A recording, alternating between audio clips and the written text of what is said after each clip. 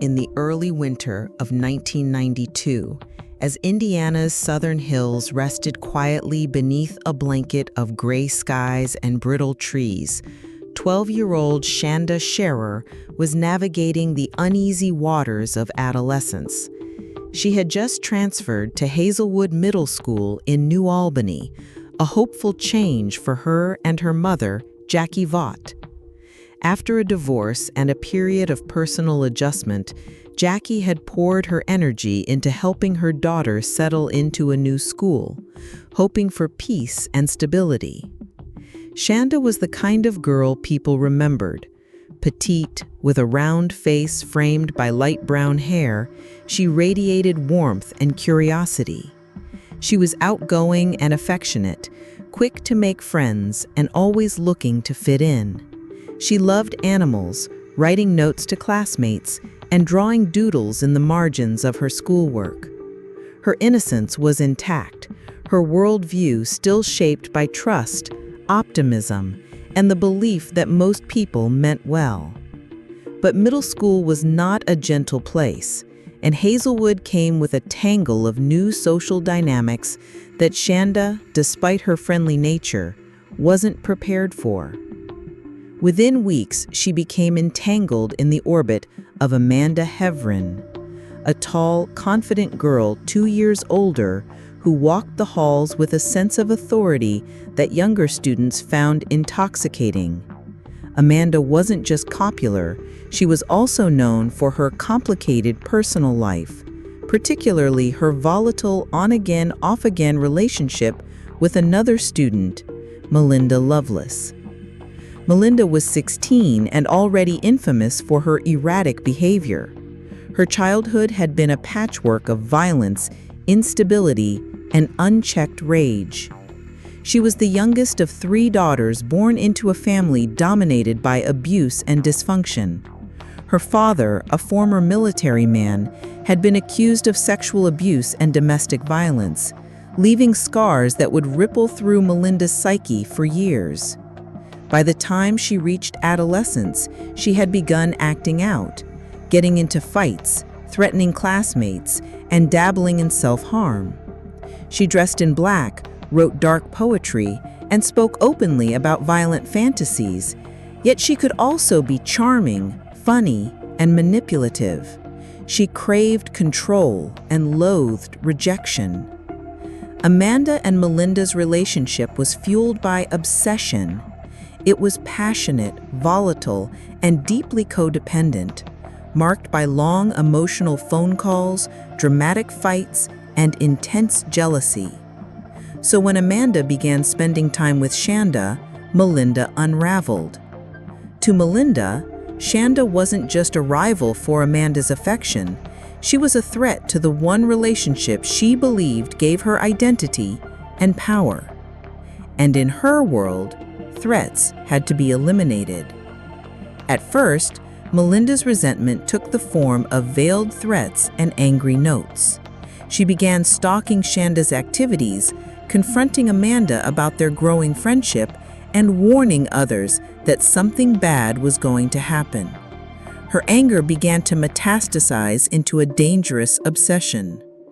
And then, on the evening of January 10, 1992, Melinda decided to act. She enlisted the help of 3 other girls, each with their own tangled motivations: Lori Tackett, Hope Rippey, and Toni Lawrence. Lori Tackett was 16 and came from a religious but fractured family. Her interest in the occult, self-mutilation, and death alienated her from her strict parents. She had a history of mental illness and had recently been released from a psychiatric hospital. Her friendship with Melinda was intense and unmoored, grounded in shared darkness and mutual rage.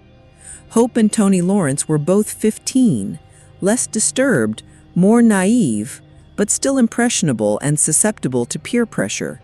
They followed the lead of their older, more domineering friends, unsure of what they were stepping into. That night, the 4 girls climbed into a white car borrowed from Hope's parents and drove to Shanda's neighborhood. Their plan was to convince her to come with them, pretending Amanda wanted to talk privately. Melinda hid under a blanket in the back seat, clutching a knife. When Shanda opened her door and saw the two younger girls, she was hesitant but intrigued. It was past 11 p.m. and she wasn't allowed out that late, but the idea of a secret rendezvous with Amanda was too tempting to ignore. She slipped on a turtleneck, jeans, and sneakers, told her sister she'd be back soon, and quietly disappeared into the night. What followed was 7 hours of escalating terror.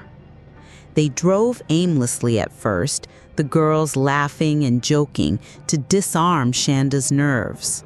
She asked where Amanda was. Tony Lawrence gave vague answers, redirecting the conversation.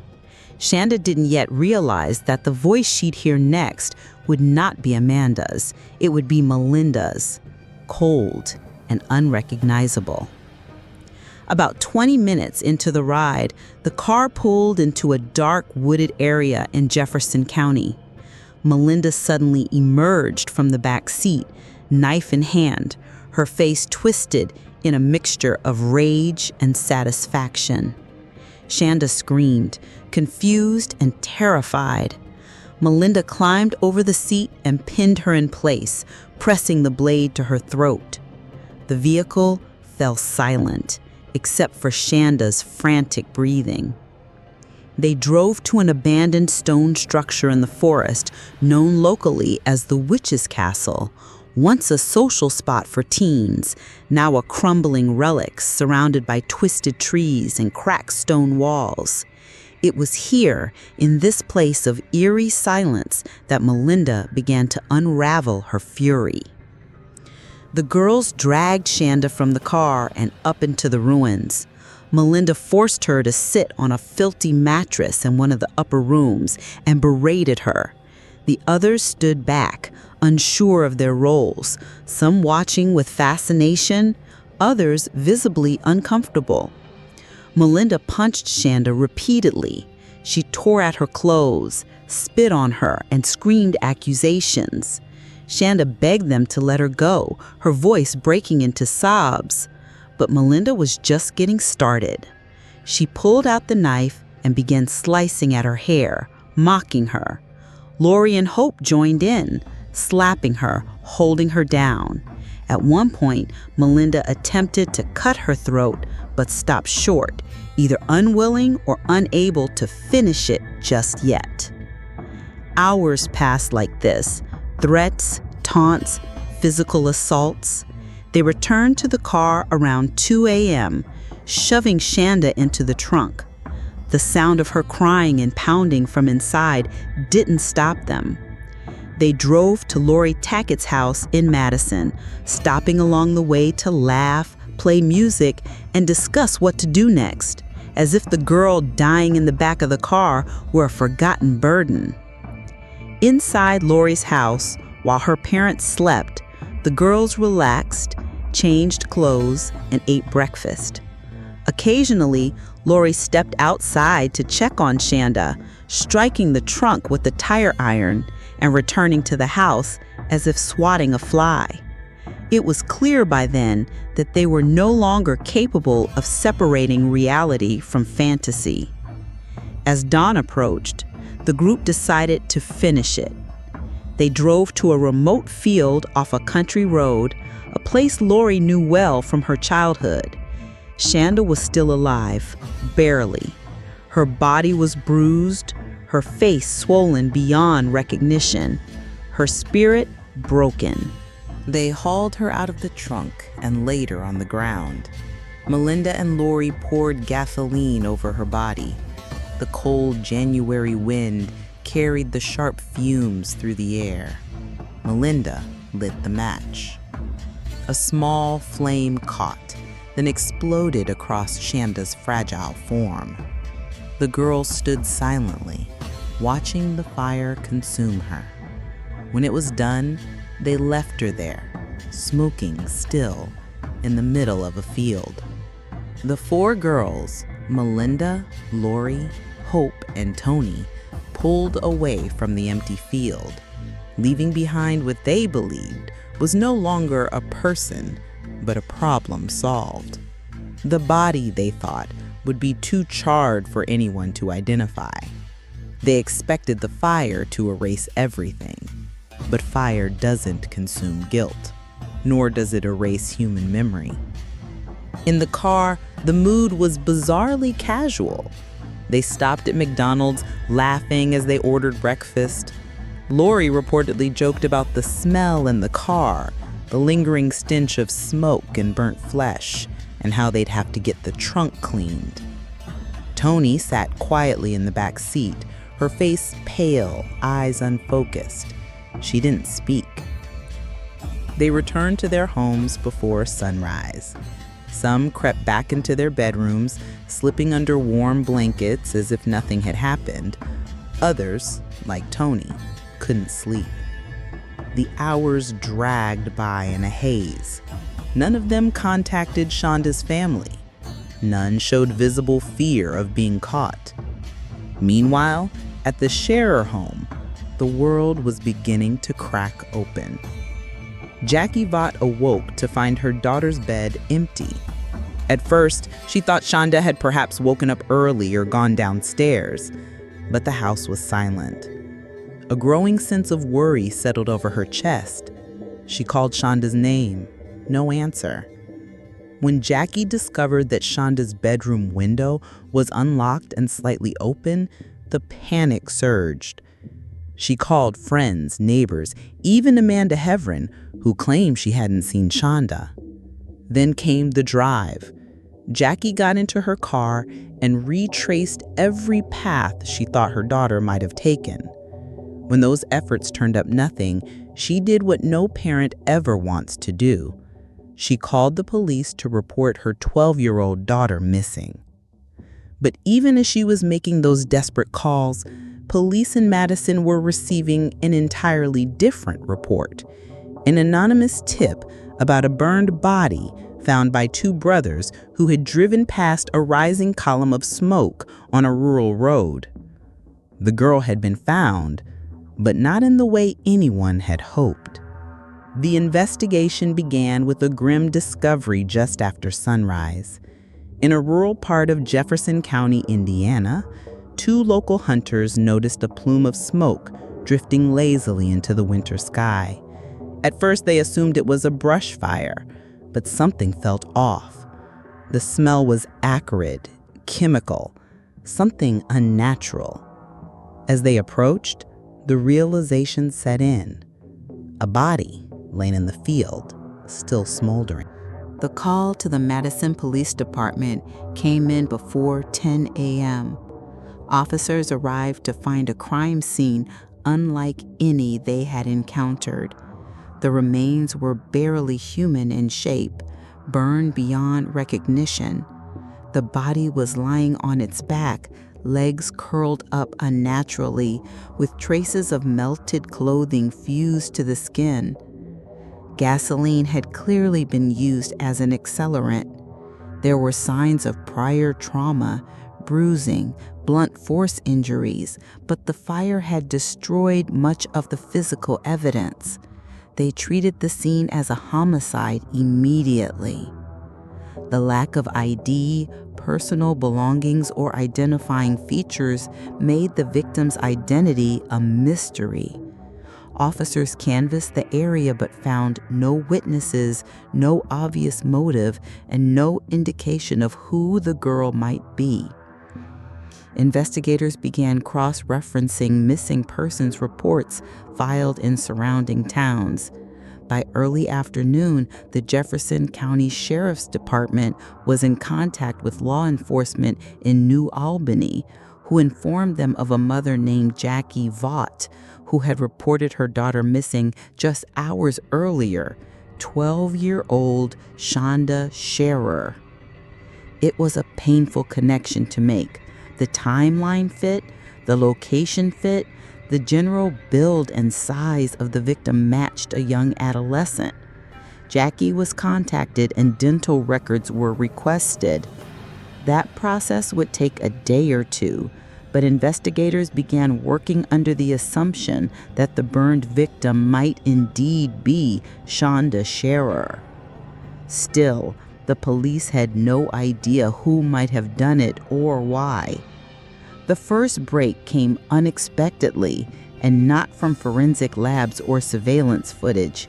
It came from one of the perpetrators themselves. Toni Lawrence had been unraveling since the moment they left the field. The guilt was suffocating her. She couldn't eat, couldn't sleep. Her mind replayed the screams, the smoke, the blank look in Shanda's eyes. Her fear of being caught was outweighed by something deeper: disgust, regret, maybe even a buried instinct to make it right. On the night of January 11th, just over 24 hours after Shanda was murdered, Toni finally confessed, first to her mother, who was horrified. Her mother immediately drove Toni to the Jefferson County Sheriff's Department. What the girl told them shocked even seasoned detectives.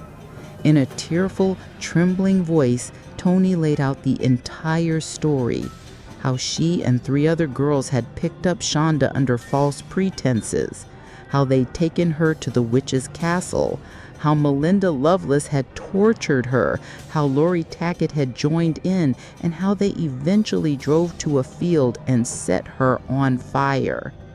She didn't just tell them what happened. She gave names, locations, and timelines. She was the thread that would unravel everything. Detectives acted quickly. They picked up Hope Rippey the same evening. Confronted with Toni's account, Hope initially denied everything, but after several hours, she broke down and confirmed the events. She also added disturbing new details. Shanda had still been alive when she was set on fire. Hope even admitted to helping pour the gasoline. From there, arrests came swiftly. Melinda Loveless and Lori Tackett were both taken into custody within 48 hours. Neither girl showed much emotion during their interviews. Melinda was cold, quiet. Lori seemed eerily disconnected, alternating between sarcasm and silence. At the same time, crime scene investigators revisited every location mentioned by Toni and Hope. They went to the witch's castle and found remnants of blood and clothing. They searched Lori's home and recovered the tire iron, stained with blood. Gasoline cans matching the one found at the scene were retrieved. All physical evidence was matched to Toni's statement and cross-verified. The confirmation of Shanda's identity came on January 13th through dental records provided by her family dentist. There was no longer any doubt. The 4 teenage girls, Melinda Loveless, 16, Lori Tackett, 17, Hope Rippey, 15, and Toni Lawrence, 15, had brutally tortured and murdered a 12-year-old girl. Their victim had trusted them. Her only mistake was believing they were friends. The confirmation of the burned body as Shanda Sharer was the final blow to any lingering hopes her family may have been holding on to. By January 13th, the dental match made the nightmare official. And now the quiet grief of a missing child shifted into the cold machinery of a murder investigation.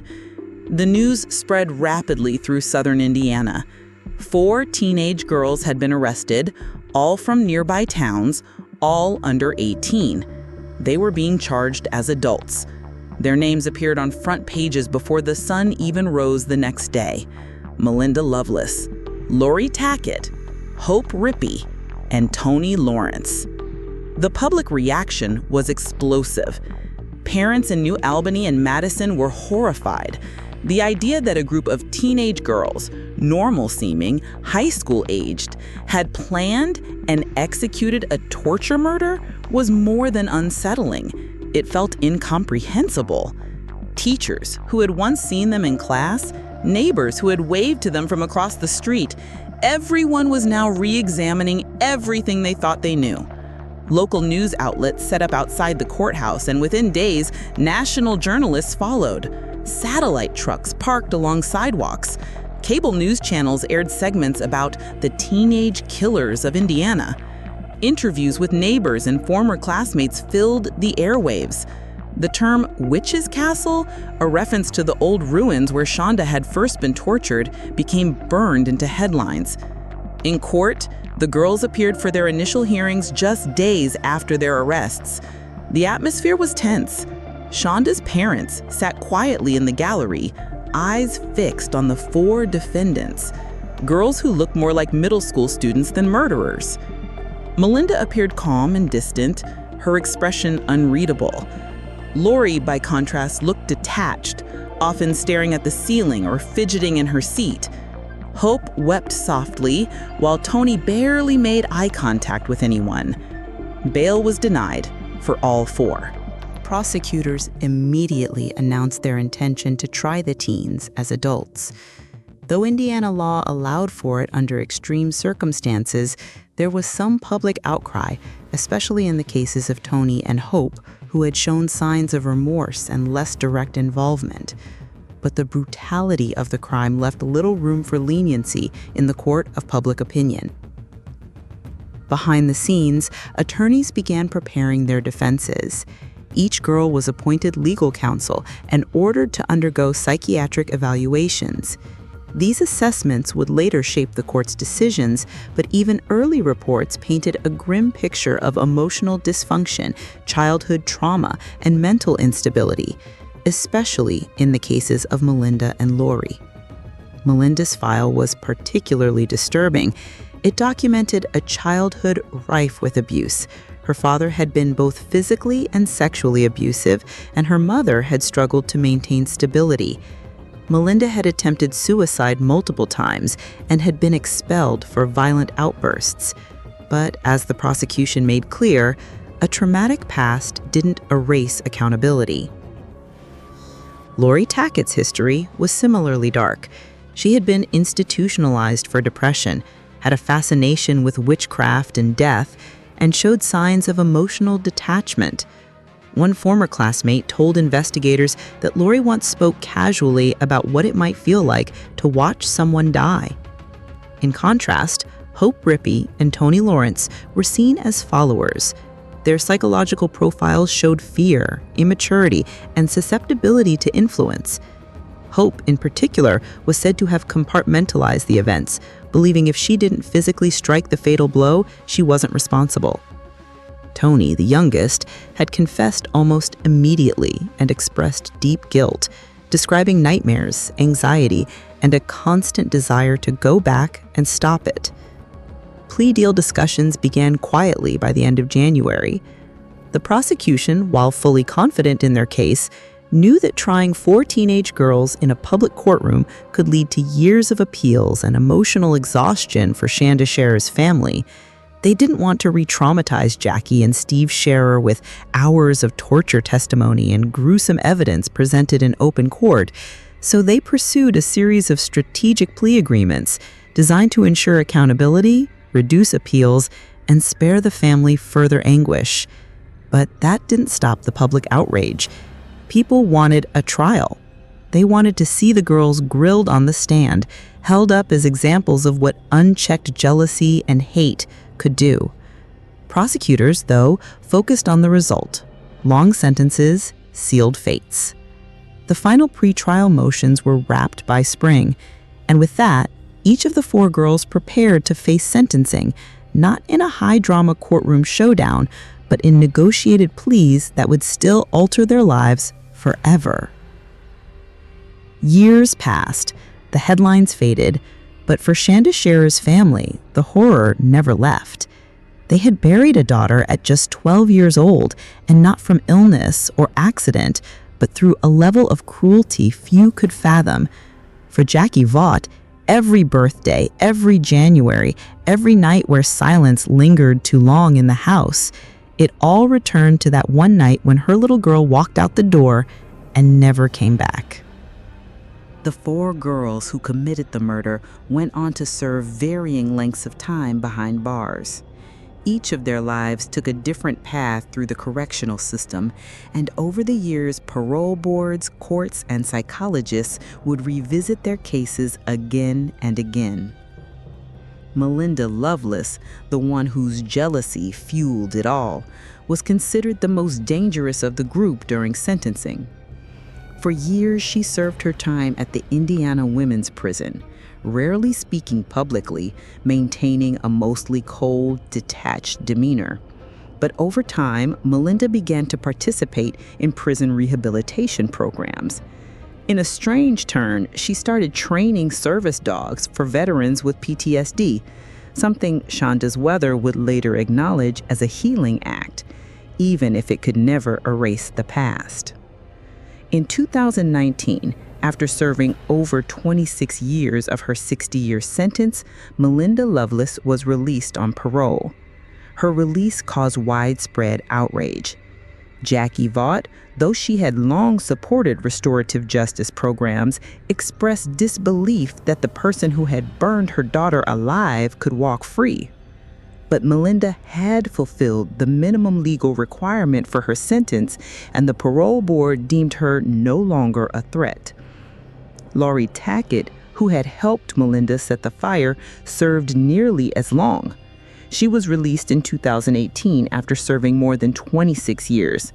By all reports, she struggled with prison early on, but eventually became compliant with institutional rules.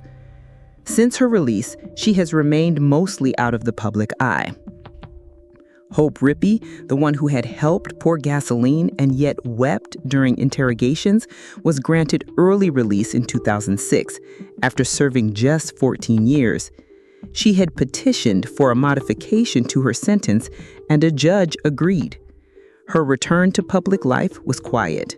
No interviews, no statements, just a disappearance into anonymity. For Jackie Vaught, her release stung deeply. Tony Lawrence, the youngest and least violent of the four, served 9 years before being released in 2000. She had been the first to break. She had cooperated fully with investigators. Her early release had been expected, but not easily accepted by the public. Over the years, Jackie Vaught tried to find a form of peace, not through forgetting, but through action. She became involved in victims' rights advocacy and spoke at events about juvenile crime and healing. In one particularly emotional moment, she once said that forgiveness wasn't for the killers, it was for herself and for Shanda. She lived with the memory of her daughter every day. Shanda's room remained untouched for years. She later remarried and moved out of New Albany, but Shanda's photographs, school drawings, and the last birthday card she ever wrote still traveled with her. The story of Shanda Sharer has since been featured in multiple documentaries, books, and podcasts. Not because people are drawn to the violence, but because they are haunted by the questions it leaves behind. How could 4 teenage girls commit such a crime? How do families move forward from that kind of pain? And what becomes of the people who caused it? To this day, there is no simple answer. Shanda is buried at Walnut Ridge Cemetery in Jeffersonville, Indiana, beneath a pink granite headstone adorned with flowers. Her grave is visited often.